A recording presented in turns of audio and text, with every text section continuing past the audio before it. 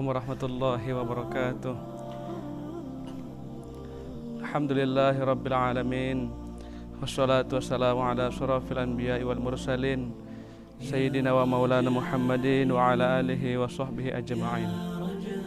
Pertama, bersyukurlah kita kepada Allah Subhanahu wa ta'ala. Hari ini kita diberikan nikmat yang begitu besar oleh Allah Subhanahu wa ta'ala. Yang pertama, nikmat kesehatan. Sehat kita tentu bisa mendekatkan diri kepada Allah untuk melaksanakan semua ibadah kepada Allah Subhanahu wa ta'ala. Salawat berangkai salam mari sama kita sampaikan kepada Nabi kita yang mulia baginda Rasulullah Muhammad sallallahu alaihi wasallam. Allahumma shalli wa sallim wa barik alaihi. Semoga syafaatnya kita harapkan di yaumil akhir. Amin ya rabbal alamin. Pemirsa dimanapun Anda berada, tema kita hari ini mengagungkan kebesaran Allah Subhanahu wa ta'ala. Allah menciptakan 7 lapis langit, 7 lapis juga bumi, dan tidak ada tiang penyanggah langit. Langit 7 lapis namun tidak runtuh karena tidak ada penyanggah dari bawah. Ini merupakan kebesaran dari Allah Subhanahu wa ta'ala.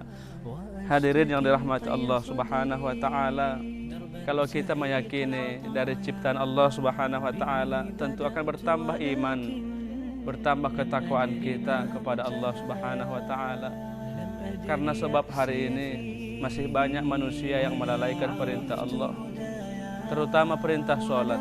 Banyak mereka yang lalai, kesehatannya tak digunakan sehingga mereka sakit, kehidupan tak digunakan sehingga mereka direnggut dengan kematian, sehingga mereka di dalam kubur baru menyesal betapa sedihnya mereka dulu waktu hidup tidak mau melaksanakan ibadah. Pemirsa yang dirahmati Allah Subhanahu wa ta'ala, Allah Subhanahu wa ta'ala Tuhan sekalian alam. Qul huwallahu ahad. Tidak ada dua, tidak ada tandingan kekuasaan Allah Subhanahu wa ta'ala. Kalau kita yakin kepada Allah, apa yang tidak mungkin? Kalau kita mendekat kepada Allah, kalau kita menolong agama Allah Subhanahu wa ta'ala, in tansurullah yansurkum wa yusabbit aqdamakum, kata Allah. Barang siapa menolong agamaku, maka dia akan kutolong. Pemirsa yang dirahmati Allah Subhanahu wa ta'ala, tentu siapa yang melaksanakan hidupnya di jalan Allah, berdakwah, menghidupkan agama Allah, mengajarkan Quran kepada orang lain. Bahkan kata Nabi, khairukum man ta'allamal Quran wa 'allamahu. Sebaik-baik kamu, kata Rasul, adalah orang yang belajar Quran dan mengajarkan Al-Quran. Ini merupakan kita adalah orang yang dikasihi Allah, karena kita tentu melaksanakan, menyebarluaskan agama ini, sehingga orang bisa terketuk hatinya, sehingga orang bisa mudah mendapat hidayah, sehingga mereka tertarik untuk mengagungkan kebesaran Allah Subhanahu wa ta'ala. Dan dunia yang kita alami hari ini akan singkat sekali. Karena ada 4 alam yang kita lakukan, yang kita alami. Yang pertama alam rahim, kita sudah melalui. Yang kedua alam dunia, hari ini kita hidup. Dunia ini adalah suatu kesenangan yang menipu, suatu kesenangan yang melalaikan. Kalau kita tidak pandai hidup di dunia ini, terbawa arus maksiat, terbawa arus nafsu duniawi, maka hancurlah manusia. Pemirsa dimanapun Anda berada yang menyaksikan video ini, dari alam dunia ini, kalau kita bijak dan arif hidup di dunia, insya Allah kita akan selamat. Banyak orang mengatakan rezeki ditanggung oleh Allah Subhanahu wa ta'ala. Kami tidak takut miskin, tetapi di dalam hatinya dia masih ingin menjadi orang yang kaya.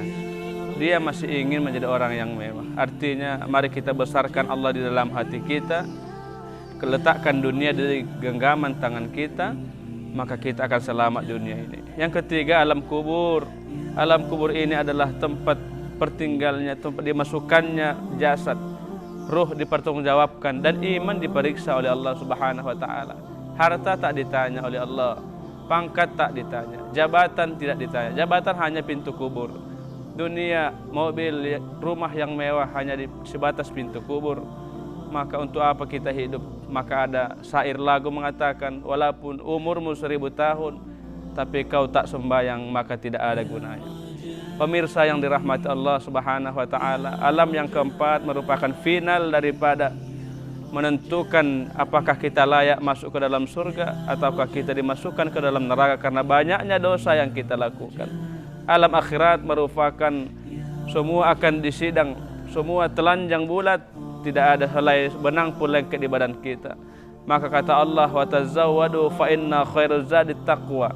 Berbekallah kamu wahai manusia, dengan sebaik-baik bekal adalah ketakwaan kepada Allah Subhanahu wa taala. Pemirsa hadirin yang dirahmati Allah Subhanahu wa taala dimanapun Anda berada, kalau kita sudah bertakwa, meyakini rukun iman, menjalankan rukun Islam, maka diri ini akan selamat. Selamat di dunia, selamat di akhirat. Karena akhirat itu merupakan tidak ada naungan, kata Allah, kecuali naungan Allah Subhanahu wa taala. Bahkan hadis Rasulullah mengatakan ada 7 golongan yang mereka mendapat naungan dari Allah Subhanahu wa taala. Salah satunya adalah pemimpin yang adil. Kita lihat negara kita, bagaimana negara ini, apakah sudah layak dikatakan punya pemimpin yang adil di tengah-tengah wabah virus corona? Maka di situ juga negara kita membuat kebijakan-kebijakan, bahkan merubah nilai-nilai Pancasila menjadi Trisila. Jadi ini merupakan pemimpin yang adil di negara kita. Kita masih ingin merindukan, karena masih jauh mereka, para anggota-anggota kita, wakil-wakil rakyat. Mereka duduk di parlemen tapi tidak membela rakyat. Jadi hadirin wahai pemimpin yang menyaksikan siaran ini, kata Nabi, kalau Anda seorang pemimpin tapi mampu berlaku adil, maka yakinlah Anda nanti orang yang pertama mendapat naungan dari sisi Allah Subhanahu wa taala. Betapa hebatnya para pemimpin. Kalau pemimpinnya sudah adil, maka pasti rakyatnya akan dermawan, rakyatnya akan bahagia, rakyatnya akan senang. Ketika rakyat sudah berbahagia, maka pasti yang kita lakukan, masyarakat kita akan enak dirinya melaksanakan ibadah kepada Allah Subhanahu wa taala. Tapi terkadang kita lihat seorang pemimpin zalim memikirkan dirinya sendiri, memijak yang lemah, hukumnya tidak berlaku dengan sesuai porsinya. Mana yang salah tidak dibuat hukum, tidak disalahkan. Mana yang benar malah itu dijerat dengan hukum. Hadirin pemirsa yang dirahmati Allah, ini yang pertama. Maka besarkanlah Allah di hadapan kita, dalam hati kita. Allah ini merupakan Tuhan Ar-Rahman Ar-Rahim, Maha Pengasih dan Penyayang. Walaupun Anda tukang maksiat, tapi Anda bertobat betul-betul kepada Allah Subhanahu wa taala, pasti kata Allah dalam Al-Quran, wasari'u ilal maghfirati min rabbikum wa jannatin 'arduha as-samawati wal ardh u'iddat lil muttaqin. Bersegeralah kalian, segeralah, cepatlah kalian untuk menggapai ampunan Allah Subhanahu wa taala yang luas surganya, kata Allah, seluas langit dan bumi, diperuntukkan untuk orang-orang yang bertakwa. Jadi orang-orang yang bertakwa, dijelaskan ayat berikutnya, siapakah orang yang bertakwa? Alladzina yu'minuna fis sarra'i wad dharra. Mereka yang menginfakkan rezekinya baik di waktu lapang maupun sempit. Jadi kita harus sedekah.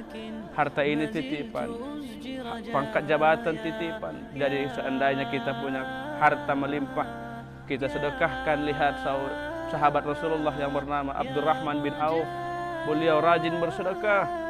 Apa yang dia lakukan? Apakah bangkrut, jatuh miskin? Tidak. Semakin dia kaya raya, semakin turun keberkahan yang sesuai dijanjikan oleh Allah Subhanahu wa taala dalam Al-Qur'an.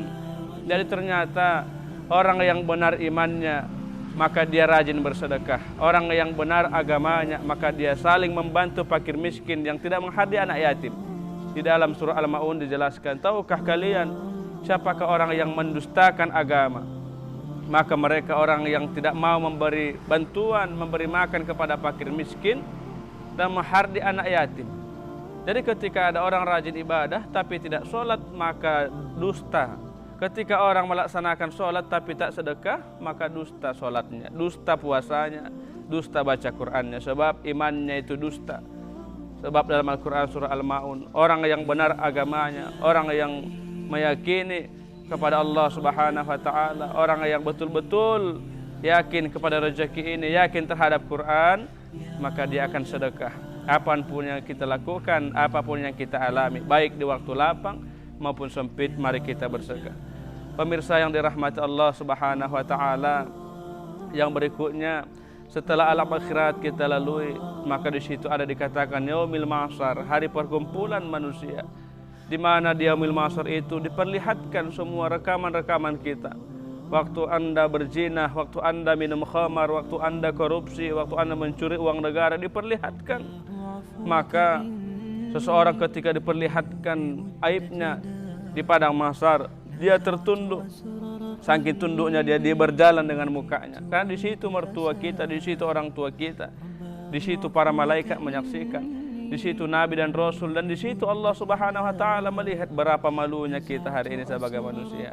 Hadirin pemirsa yang dirahmati Allah Subhanahu Wa Taala, setelah yaumil mahsyar kita lewati, maka kita masuk yaumil mizan, ditimbangnya amal kita, ditimbang amal. Karena amal ini ada hitung-hitungan.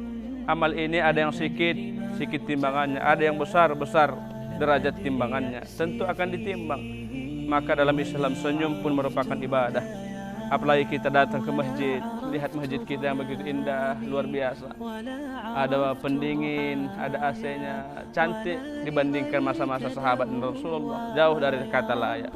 Jadi kalau kita rajin ke masjid, sebelum kita ibadah, udah dapat pahala. Langkah kita dihitung, kata Nabi. Siapa yang berwudu dari rumahnya menuju masjid, satu langkah menghapus dosanya. Langkah kedua mengangkat derajatnya. Ini hebatnya orang beriman. Belum kita sholat ke masjid sudah dapat pahala. Berapa langkah kita yang naik kendaraan dihitung, tetesan minyaknya dan lain sebagainya. Ketika kita melaksanakan sholat dalam masjid ini, maka banyak lagi pahala, banyak pahalanya. Ada adab masuk masjid, langkahkan kaki kanan, laksanakan sholat tahiyatul masjid. Inilah gunanya kita menjadi berjamaah, menjadi hamba-hamba Allah yang taat melaksanakan sholat dalam masjid kita. Jadi orang-orang yang sholat di masjid ini banyak nilainya. Melaksanakan sholat sunnah tahiyatul masjid 2 rakaat, sembari dia menunggu azan, langsung dia menjawab kumandang muadzin, kumandang azan. Ini tentu besar pahalanya.